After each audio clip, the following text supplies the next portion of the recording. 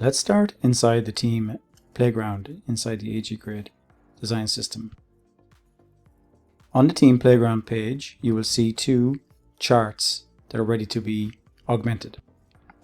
Let's open the variables panel to see the collections, groups, and modes available to us.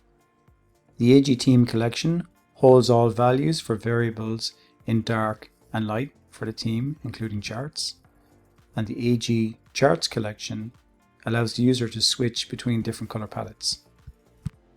Let's see how that works in practice by selecting the chart on the canvas and accessing the appearance mode switcher. Inside AG chart, I can switch to one of the four predefined palettes: default, sheets, vivid, polychroma. And I can also see this in the quartz light by default or quartz dark. So open the local variables panel, and we're going to augment one of the palettes here in real time so we can see.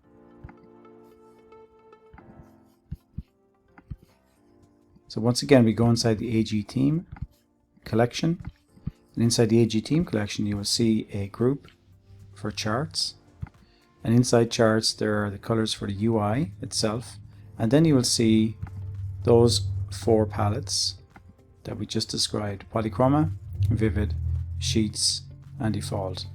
In the background I have polychroma set inside the appearance switcher, and I have the dark mode selected inside the theme.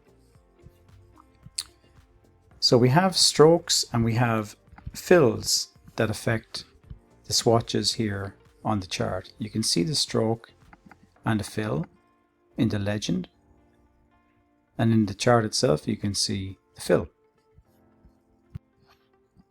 So it's simply a case of changing the value of, in this case I'm going to tackle first the fills inside the polychroma. Let's say I'll go for a kind of a green theme.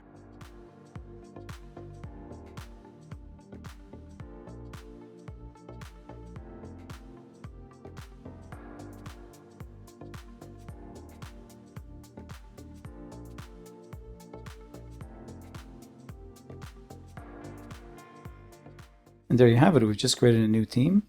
It's green in color. So if I can switch now inside my switcher, we change the polychroma and go back to the other themes that we have by default, and we have augmented the polychroma. And that's how you update the palettes inside AG charts, inside the AG Grid design system.